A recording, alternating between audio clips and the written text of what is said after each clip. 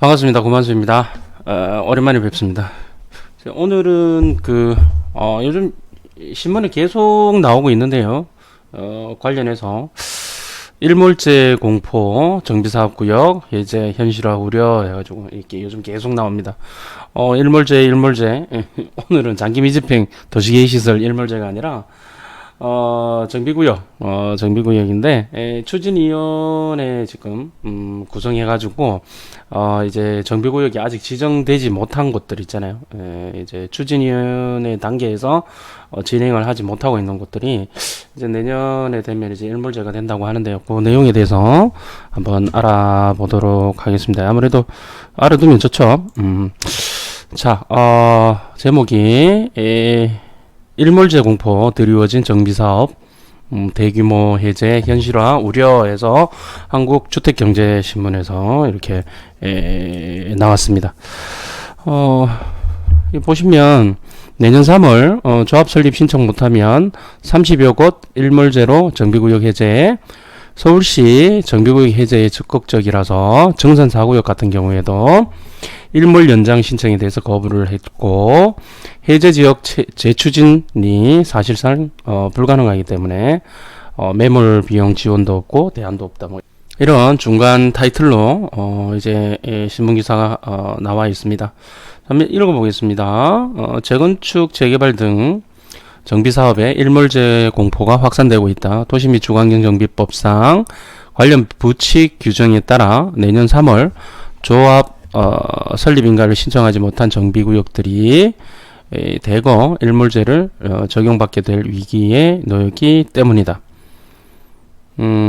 정비 예정구역 상태죠. 정비구역은 아직 받지 못했고, 자, 서울시의 경우 역사 문화적 가치 보존과 민원 등을 이유로 정비구역 해제에 적극적으로 나서고 있어 일몰제가 현실화되고 있는 상황이다. 사직 2구역이 대표적이죠. 지금 막 어떻게든지 간에 뭐 이제는 대법원 패소했는데도 불구하고 서울시에서 막 이제 주민들하고 싸움하는 것 같아요. 이게 공무원이니까 관공서에서 공공기관에서 주민을 상대로 이렇게 싸움하는 것 같아요. 제가 볼 때는. 자, 서울시 내 정비구역 중에서 내년 3월 일몰제를 적용받는 구역이 최소 30여 곳에 달할 것으로 예상되고 있다. 일몰제는 일정 기간 동안 사업이 진행되지 않을 경우 정비구역을 해제하는 제도다. 계속 착착 진행이 되어야 되는데, 뭐 어떤 식으로든지 간에 이제 대체적으로는 그 안에 그 조합원들끼리 대립이 돼서 안 되는 경우가 많죠. 그러면 이제 어차피 안 될 것 같으면 그냥 하지 말아라, 또는 안 되는 걸 갖다 계속 붙들고 있는 것도 웃기지 않느냐, 그런 상황에서 해제하는 제도죠. 나름의 일리는 있습니다. 안 되는 걸 갖다가 계속 붙들고 있어서 해결될 문제는 아니죠.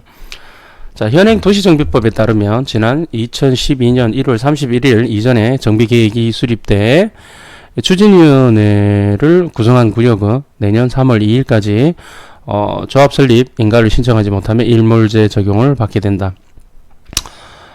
이곳은 이 조항이죠.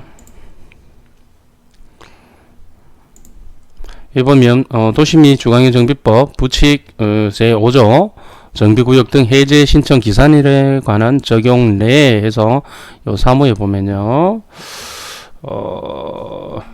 법률 제 135085 도시 및 주거환경정비법 일부 개정 법률의 시행일은 2016년 3월 2일부터 4년으로 본다. 그러니까 2017년, 2018년, 2019년, 2020년 3월 2일이니까 4년 되면 3월 1일 정도가 4년이 되는 거죠.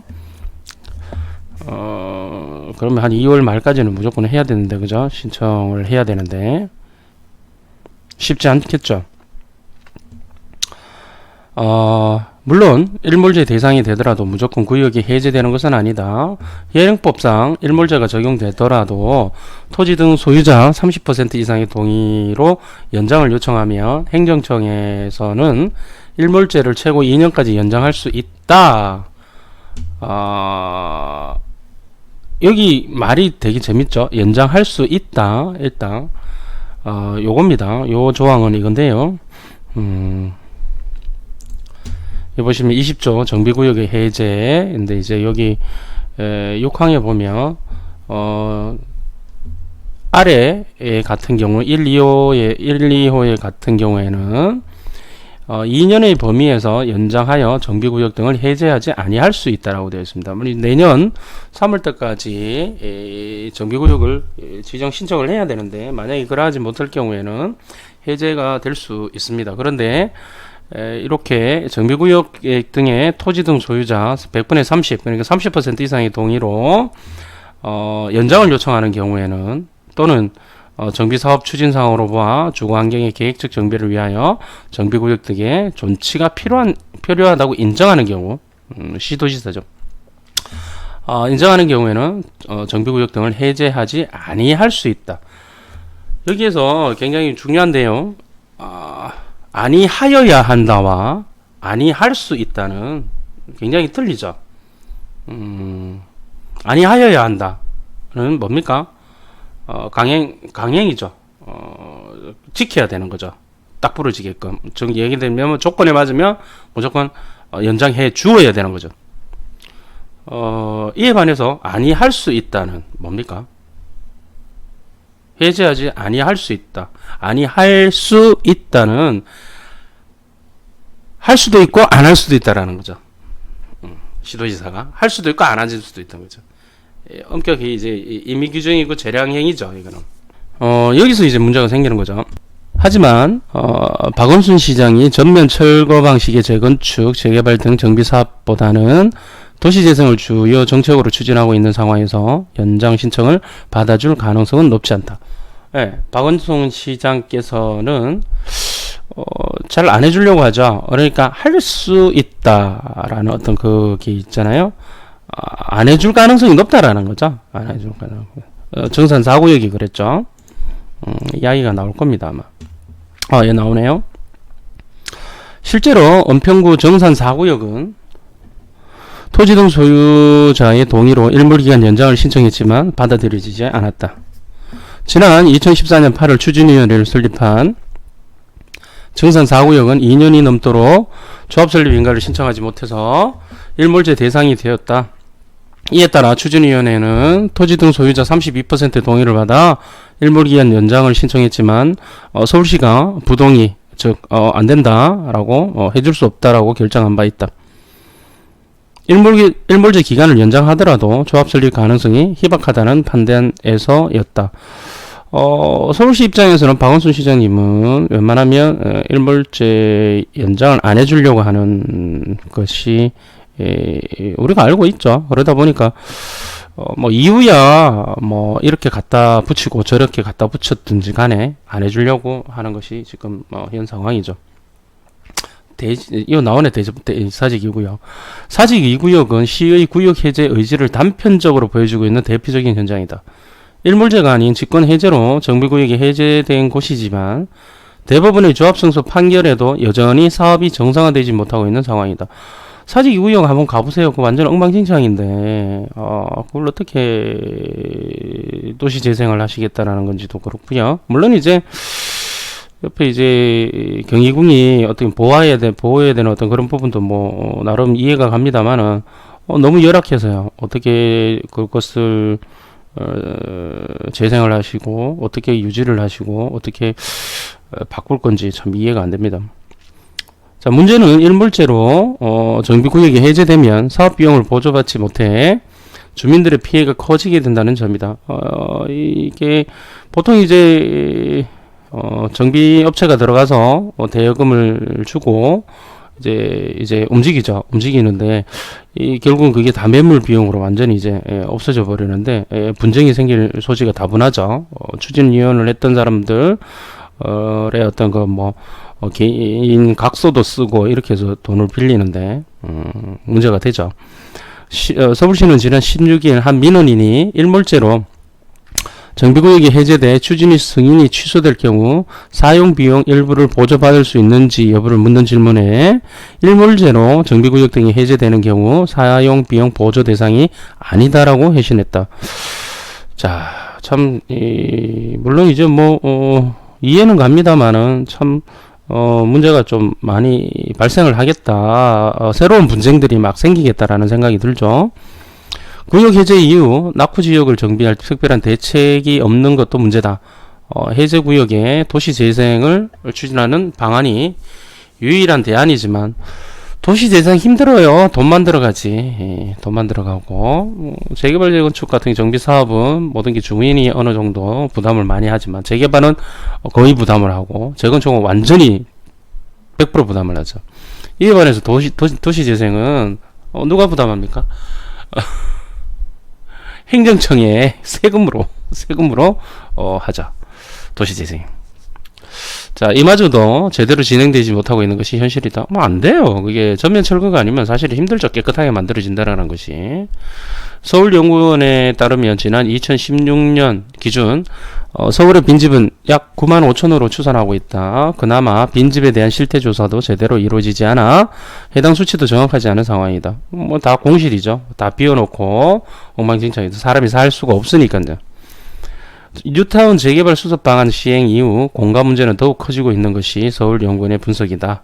한편 지난달 일몰제 등으로 정비구역이 해제된 경우 도시재생 선도지역으로 지정할 수 있는 방안이 담긴 도시정비법이 공포되었지만 해당 규정은 오는 10월 말에나 시행에 들어간다. 기본적으로 도시재생을 해서 지금 성공적인 어떤 그림을 보여준 것이 그리 많지 않습니다. 그리 많지 않은 게 사실이고요.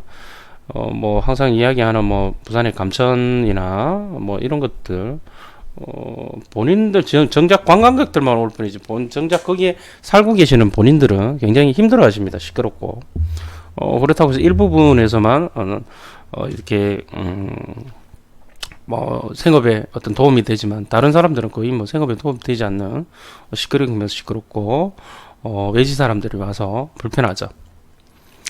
자, 그러면 한번 이제 다음 어디가 될 것인지 한번 여기 나온 것도 있는데 전부 다 나오진 않았네요. 내년 상반기 서울 40곳 이상 일몰제 적용이다. 이렇게. 내년 상반기 일몰제 적용 대상 구역이 서울에만 한 40곳으로 전망되고 있다. 서울시에 따르면 내년 3월까지 조합 설립 인가를 신청하지 못할 경우 38개 구역이 일몰제를 적용받게 될 것으로 예상했다. 재건축이 23곳, 재개발이 15곳이다. 특히 압구정 3구역을 비롯해서 신반포 4차, 장미 1, 2, 3차 등 강남권 재건축 단지도 대거 포함됐다. 실제로 지난달 구청은 해당 구역을 일몰제 적용 대상임을 알리는 공문을 발송했다. 성수 2구역도 들어가죠. 이지구도 들어가고 신길 쪽에도 신길 2구역도 들어가고 뭐 이렇게 해당 구역들이 많이 들어가는 부분들이 있죠. 열심히 지금 뭐 열심히 받아야 될 것으로 생각이 됩니다. 이제 연장은 이제 여러분들이 오늘 제가 이 얘기를 왜 하냐면 이제 현장 답사나 임장을 가보시면 거기에서 이야기를 합니다. 여기 지금 열심히 추진위원회에서 받고 있다. 그래서 일몰제 적용 대상이긴 하지만 일몰제에 걸릴 가능성은 별로 없다. 열심히 잘 받고 있다. 뭐 이렇게 이야기하시면서 또 항상 덧붙이는 말이 30% 이상 동의 받으면 2년 연장이 되기 때문에 그때 충분히 할 수 있다. 이렇게 이야기를 하는 경우가 많습니다. 자, 그 말씀이 완전히 틀렸다는 얘기는 아니고요. 다만 조금 전에 말씀드렸다시피 서울시장님의 재량행위입니다. 재량행위. 그러니까 이제 해줄 수도 있고 안 해줄 수도 있는데 지금 박원순 시장님의 어떤 그런 스탠스를 보면 이렇게 연장을 안 해줄 가능성이 굉장히 높더라. 정산 4구역도 안 해줬잖아요. 안 해줬는데 그쪽에서 또 만약에 다른 곳에 해주면 굉장히 정산 4구역도 굉장히 반발을 하고 형평성에 위배된다면서 엄청 그럴 거 아닙니까? 그런 어떤 측면을 생각해 본다라면 조금 이제 보수적으로 접근해야 되지 않겠느냐 라는 생각을 해봅니다. 또 싸지도 않아요. 시가 파악하고 있는 일몰 대상은 부칙 규정에 따라 2012년 1월 31일 이전에 정비계획이 수립돼 추진위원회를 구성한 곳이다. 따라서 2012년 이후에 정비계획이 수립된 곳은 2년 이내에 추진위 승인을 신청하지 못하거나 추진위 승인 후 2년 이내에 조합 설립을 하지 못하는 곳들까지 포함하면 일몰 대상은 더욱 늘어날 것으로 예상된다. 또 토지 소유자가 정비구역으로 지정 고시된 날부터 3년이 되는 날까지 조합 설립을 신청하지 않는 경우나 조합 설립 인가 3년 이내에 사업 시행 인가를 신청하지 못하는 경우도 일몰제를 적용받게 된다. 결국은 사업 시행 인가를 받아야 그래도 좀 안정권역에 들어간다. 사업 시행 인가는 건축허가에 해당하죠. 일단 건축허가를 받아야 이제 계속 유지가 되는 어떤 그런 부분들도 도시 및 주간경 정비법에 있습니다. 20조 항에 20조에 있습니다. 토지 등 소유자가 시행하는 재개발의 경우에는 정비구역 지정 고시 후 5년 이내에 사업 시행 계획 인가를 신청해야 한다. 자, 실제로 촉진계획 변경과 보전 등의 문제로 사업이 장기간 지연된 세운지구 내 일부 구역들이 일몰제가 적용된 상황이다. 지난 2014년 재정비 촉진지구가 지정된 후 올해로 5년이 지남에 따라 중구청은 3-8구역과 3-19구역에 대한 구역 해제 요청을 한 것으로 알려졌다. 또 5구역과 6구역 내 일부 지역들도 일몰제 적용을 받을 가능성이 있다. 이렇게 돼요. 도대체 뭐 어쩌자는 건지. 서울 시내에 재개발 재건축을 하지 않고는 새로운 건물을 또는 아파트를 지을 수 없는데 불구하고 이렇게 압박을 하고 이렇게 계속 못하게 한다라면 결국은 노후도가 계속 높아지고 그 노후도가 높아짐에 따라서 또 주민들의 살면 주거 환경은 굉장히 열악하게 되고요. 그에 비해서 바퀴벌레하고 농물하고 같이 살아야 되고 그런 상황입니다. 그런데 이게 문제가 되는 거냐면 타임레그라 그러죠. 지금 뭐 충분히 공급이 된다라고 이야기를 하는데 이게 점점점 이제 새로이 계속 이렇게 신규로 이제 노후화되고 허물어지는 만큼의 자연 발생적으로 허물어지는 만큼의 새 아파트, 새 주거 환경이 조성되지 않으면 결국은 또 부동산 가격이 수요 공급에 의해서 당장은 아니더라도 나중에 어느 시점이 되면 또 폭등할 수밖에 없는 그런 상황들이 벌어질 것으로 생각이 됩니다. 이건 뭐 제가 이야기하는 게 아니라 뭐 학계에서도 또는 논문에서도 계속 이야기하는 부분입니다. 자, 안타깝습니다만은 어찌됐든 법은 법이고요. 우리가 시장님을 뽑아놓은 이상 거기에 따라야 되겠죠. 거기에 따라서 뭐 이 밑에 뭐 댓글 보면 막 그런 게 많이 있죠. 누가 그렇게 뽑아놨냐면서 니들이 그렇게 만든 거 아니냐면서 이렇게 뭐 정치적인 발언도 사실은 많이 있습니다만 어찌됐든 안타깝지만 가시는 게 맞지 않겠나 이렇게 생각을 합니다. 자, 들어주셔서 대단히 감사드립니다. 안녕히 계십시오.